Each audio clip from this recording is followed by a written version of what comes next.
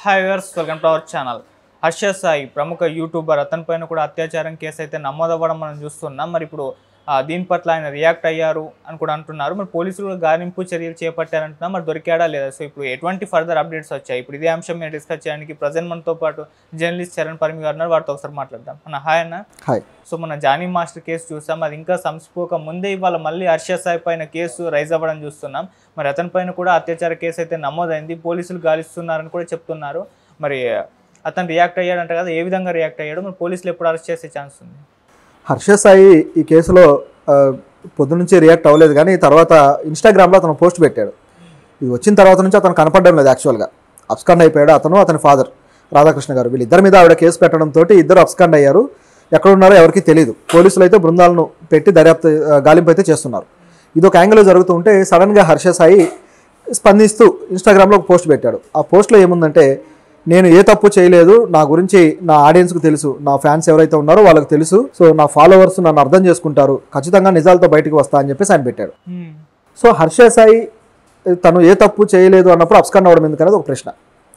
డైరెక్ట్గా పోలీస్ దగ్గరికి వెళ్ళి రివర్స్ కేసు పెట్టచ్చు, ఇది ఫాల్స్ కేసు అని, ఎందుకంటే అలాంటివి అనేకం చూస్తూ ఉన్నాం. కానీ ఇలా అబ్స్కాండ్ అయ్యాడంటేనే అందులో సంథింగ్ ఒక డౌట్ఫుల్గా ఇదవుతుంది. ఇదొక యాంగిల్ అయితే, ఈ కేసుకు సంబంధించి ఇప్పుడు Harsha Sai advocate, Harsha Sai lawyer T Chiranjeevi అని చెప్పేసి ఒక ఆయన ఇప్పుడు బయటకు వచ్చి ఆయనకు సంబంధించిన కేసుకు సంబంధించిన వివరాలు కావచ్చు, దానికి సంబంధించి ఎటువంటి ప్రొసీడింగ్స్ ఉండబోతున్నాయనే దాని మీద మాట్లాడుతూ ఉన్నారు. ఆయన కొన్ని విషయాలు అయితే చెప్పడం జరిగింది. ఇవి కొద్దిగా ఆసక్తికరంగా ఉన్నాయి. ఈ హర్ష సాయి కేసులో ఆవిడ పెట్టిన కేసు ఏంటంటే, నా దగ్గర అంటే సినిమా తీస్తా అని చెప్పి 2 కోట్లు తీసుకున్నారు అన్నారు. నిజానికి ఆ సినిమా స్టార్ట్ చేసిందే ఆవిడ, దాని ప్రొడ్యూసర్గా ఆవిడే ఉన్నారు. శ్రీ ప్రొడక్షన్స్ అనే ఒక ప్రొడక్షన్ కంపెనీ నుంచి ఆవిడ సినిమా స్టార్ట్ చేశారు. ఆ 2 కోట్లు ఆ సినిమా కోసం కేటాయించిన బడ్జెట్లో భాగం. చేసిన తర్వాత హర్ష సాయిని హీరోగా పెట్టి జరుగుతున్నాక మొత్తానికి పూర్తయిన తర్వాత ఇప్పుడు ఆ సినిమా రైట్స్ ఏవైతే ఉన్నాయో ఆ రైట్స్ హర్ష సాయి తనకు కావాలి అని చెప్పేసి ఆవిడని ఒత్తిడి చేస్తున్నాడు. ఈ ఒత్తిడిలో భాగంగానే తనకు మొత్తమంది ఇచ్చి శారీరకంగా కలిసి వీడియోలు తీసి ఇట్లా బ్లాక్మెయిల్ చేస్తున్నాడు అని చెప్పేసి ఆవిడ ఆరోపిస్తుంది. ఈ ఆరోపణలన్నీ కూడా హర్ష సాయి అడ్వకేట్ కొట్టిపారేస్తున్నారు. ఇవన్నీ కూడా ఫేక్ ఆరోపణలు, తప్పుడు ఆరోపణలు, హర్ష సాయికి ఇమేజ్ డ్యామేజ్ చేయడానికి చేస్తున్న ఆరోపణలు అని చెప్పేసి ఆయన వాదన వినిపిస్తున్నాడు.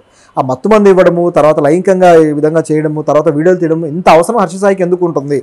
అలా ఉండదు కదా. ఆల్రెడీ ఆ డబ్బులు ఏవైతే ఆవిడే పెట్టి ఆవిడే సినిమా తీసింది, సో ఇలా చేయాల్సిన పని లేదు అని చెప్పేసి ఆయన చెప్పే మాట. కాకపోతే హర్ష సాయి మీద ఎందుకు ఇప్పుడు అనుమానాలు పెరుగుతూ ఉన్నాయంటే, హర్ష సాయి అనేక సేవా కార్యక్రమాలు కూడా చేస్తూ వచ్చాడు యూట్యూబ్ కోసం. అయితే అవి కూడా తనకి ట్రెండింగ్ చేసుకొని అవి కూడా తన యూట్యూబ్ బిజినెస్లో భాగమే. సేవ అంటే పూర్తిస్థాయి సేవ ఏం కాదు, యూట్యూబ్ బిజినెస్లో భాగమే. కాకపోతే మిగతా వాళ్ళు చేసే పనుల కన్నా ఇది కాస్త బెటర్, ఎందుకంటే ప్రజలకు ఎంతో కొంత మేలు జరుగుతుంది కాబట్టి ఇది కొంత బెటరే. కాకపోతే ఇక్కడ గమనించాల్సిన విషయం, గతంలో కూడా హర్ష సాయి ఈ బెట్టింగ్ యాప్లకు సంబంధించి నేను బెట్టింగ్ యాప్లు చేస్తాను, అది నా ఇష్టం అని చెప్పేసి ఆయన మాట్లాడడం జరిగింది. దాన్ని సమర్థించుకున్నాడు. తన యాప్లో సరే లీగాలిటీస్ నాకు తెలియక చేశాను, లేకపోతే ఇందులో నైతికంగా నేను కొంతవరకు ఆలోచించగలిగాను, ఆ తర్వాత ఆలోచించలేకపోయాను, ఇక మీద జాగ్రత్త పడతానో చెప్పలేదు. మొత్తానికి దాన్ని సమర్థించుకున్నాడు తన యాక్ట్ని. దాంతో ప్రజలకు కూడా చిరాకు వచ్చింది, హర్ష సాయి ఎందుకు ఈ విధంగా మాట్లాడుతున్నాడు, ఇక దీనివల్ల జరిగే నష్టం తెలీదా అని చెప్పి. కాకపోతే తను డబ్బుల కోసమే చేస్తున్నాడని తానే చెప్పుకున్నాడు క్లియర్గా. కాబట్టి ఇక్కడ కూడా డబ్బుల కోసం ఇటువంటి స్టెప్ తీసుకోవడానికి గ్యారంటీ ఏముందన్న డౌట్ అయితే ఉంది. ఆయనకు రైట్స్ రావడం వల్ల అత్యధిక ధరకు అమ్ముకునే అవకాశం ఉంటుంది ఆ ప్రోడక్ట్ని. సో ఆ యాంగిల్లో ఈయన ఆలోచించాడేమో అని. ఎందుకంటే నెట్ఫ్లిక్స్ తోటి దీన్ని అమ్మడం కోసం ఒప్పందం కూడా జరిగింది. సో నెట్ఫ్లిక్స్ దగ్గర ఎక్కువ డబ్బులు కోట్ చేసి దాన్ని అమ్ముకోవడానికి ఆయన వేరే స్కెచ్ ఏమన్నా ప్లాన్ చేసుకున్నాడా, దాంట్లో భాగంగా ఆ డబ్బులన్నీ తనకే చెందేలాగా ఒక రాజకీయం నడిపాడన్న డౌట్ అయితే ఉంది. సో అట్లా ఈ డౌట్ పెరిగింది. దీనికి అవకాశం కూడా చాలా వరకు ఉంది.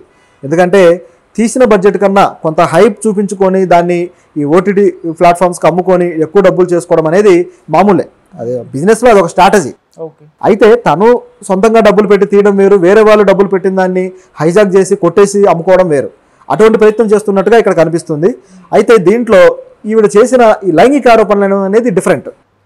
దీన్ని 2 విధాలుగా చూడాలి. ఒకటి ఆర్థికపరమైంది, రెండోది లైంగికపరమైంది. ఆర్థికపరమైంది, ఆవిడ 2 కోట్ల ప్రోడక్ట్కు సంబంధించి దాన్ని ఇతను సొంతం చేసుకొని కాపీరైట్స్ తీసుకొని అమ్ముకోవడం అనేది ఆవిడ 2 కోట్లకు లాస్ వస్తుంది. రెండోది అది ఆవిడ ప్రోడక్ట్, ఆవిడ సంస్థ నుంచి వచ్చిన ప్రోడక్ట్. ఇది ఒక రకమైన కేసు. అయితే లైంగిక ఆరోపణలు, ఆవిడ మీద లైంగికంగా ఇది చేసి తర్వాత దాన్ని వీడియోలు తీసి బ్లాక్మెయిల్ చేస్తున్నాడు అనేది మరొక ఆరోపణలు. ఈ 2 కొద్దిగా వేరువేరుగా చూడాలి. ఈ లైంగిక ఆరోపణలు అనేది ఆవిడ పెళ్లి చేసుకుంటానని నన్ను ఈ విధంగా వాడుకున్నాడని కూడా అంది. పెళ్లి చేసుకుంటానని చెప్పి చేశాడా, లేకపోతే మత్తుమంది ఇచ్చి చేశాడా, లేకపోతే దానికోసం అదే కేవలం లైంగికపరమైన ఫేవర్ కోసం చేశాడా, లేకపోతే కాపీ రైట్స్ని తీసుకోవడం కోసం ఈ విధంగా మత్తుమంది ఇచ్చి చేసి తర్వాత బ్లాక్మెయిల్ చేశాడా, వీటిల్లో ఏది నిజం అనేది తేలాలి.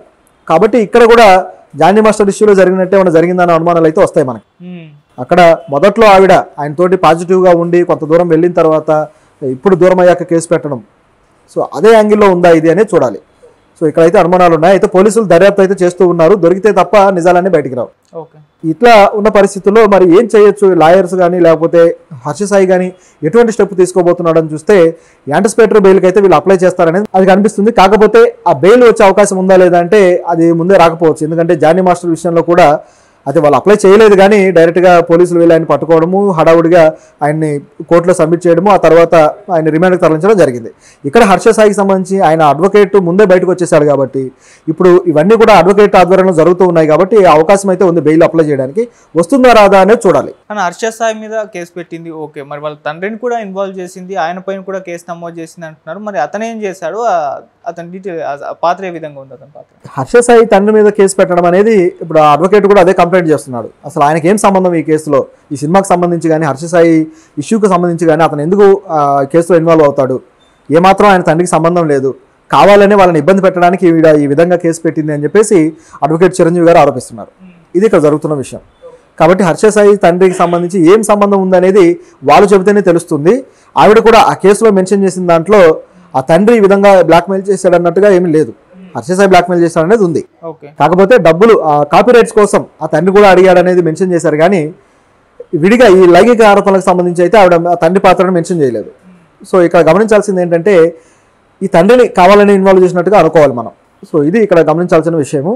బహుశా ఈ సినిమా మేకింగ్ విషయంలో ఆ తండ్రి పాత్ర ఏమన్నా ఉండాలి, అంటే లైక్ ఎగ్జిక్యూటివ్ ప్రొడ్యూసర్ గానో లేకపోతే ఆ మేకింగ్ సంబంధించి అక్కడ ఒక మేనేజర్ స్థాయిలో ఒక వ్యక్తి మెయింటైన్ చేస్తారు కాబట్టి అటువంటి పాత్ర ఏమన్నా పోషించి ఉండాలి. రెండవది ఇబ్బంది పెట్టడానికి కేసు బలం కోసం మరొక పేర్లు యాడ్ చేస్తారు కాబట్టి ఈ విధంగా జరిగి కూడా ఉండాలి. ఎందుకంటే లావణ్య రాజ్ తరుణ్ కేసులో ఇటువంటి ప్రయత్నాలు చేసింది, అటువంటి ప్రయత్నమే ఇక్కడ కనిపిస్తూ ఉంది. సో ఆయన కూడా అబ్స్కాండ్ అయి ఉన్నాడు కాబట్టి వీళ్ళిద్దరూ అబ్స్కాండ్ అయి ఉన్న దాన్ని బట్టి చూస్తే ఈ కేసును డీల్ చేసే విషయంలో వాళ్ళు వేరే పద్ధతిలో వెళ్తున్నారనేది ఇక్కడ అనుమానాలకు తావిస్తుంది. ఇక ఈ సినిమా విషయానికి వస్తే అన్న ఆల్రెడీ సినిమా షూటింగ్ జరుగుతుందన్న లాస్ట్ ఇయర్ ఎప్పుడో టీజర్ రిలీజ్ చేశారు. ఇప్పుడు ప్రొడ్యూసర్కి యాక్టర్కి మధ్య గొడవ అయింది, మరి సినిమా ఉంటుందా లేదా అది కూడా ఒక నిర్మాణం కాకపోతే పెద్ద లాస్ అనుకో చెప్పుకోవచ్చు కదా. నిజానికి సినిమా పూర్తయింది, సినిమా కంప్లీట్ అయిపోయింది, ఇక దాన్ని టీజర్ రిలీజ్ చేయాలనే ఆలోచనలో ఉన్నారు వీళ్ళు. ఈ క్రమంలో టీజర్ రిలీజ్ చేయాలంటే ఏ ప్రొడక్షన్ నుంచి టీజర్ రావాలి, ఆ ఓటీటీకి సంబంధించి ఇవన్నీ అయిపోతే కానీ తీసుకురారు. ఏవైతే ఓటీటీ ఒప్పందాలు ఉంటాయో అవి కంప్లీట్ అయితే తప్ప తీసుకురారు. కాబట్టి ఈ ప్రాసెస్లోనే నెట్ఫ్లిక్స్తో చర్చల ప్రాసెస్లోనే హర్ష సాయి ఇటువంటిది చేసి ఉండాలి, ఈ బెదిరింపు కావచ్చు ఏదైనా కావచ్చు. సో దాంతో ఇది బయటకు వచ్చింది, సినిమా అయితే కంప్లీటెడ్. అయితే ఇది సర్దుమణి ఖచ్చితంగా బయటకు వచ్చే అవకాశాలు అయితే ఉన్నాయి ఈ సినిమా. ఎందుకంటే ఇది హర్ష సాయి కెరీర్కి ఎంతో అవసరం, అదేవిధంగా ఆవిడ పెట్టిన బడ్జెట్ ఏదైతే ఉందో దాన్ని వెనక్కి తీసుకోవడం కూడా అంతే అవసరం. కాబట్టి వీళ్ళు ఈ విషయంలో కాంప్రమైజ్ అయ్యే అవకాశాలు అయితే ఉన్నాయి, అంటే ఆ సినిమాకి సంబంధించిన విషయంలో. బహుశా హర్ష సాయి తన తప్పు నిరూపణ అయితే పోలీసులు ఖచ్చితంగా శిక్ష విధిస్తారు. అప్పుడు దీని నుంచి ఆ హక్కులు అనేవి పూర్తిగా ఆవిడకే ఉంటాయి కాబట్టి ఆవిడే దాన్ని ఒప్పందాలు చేసుకుని తీసుకొచ్చే అవకాశం ఉంది. ఓకే. రెండోది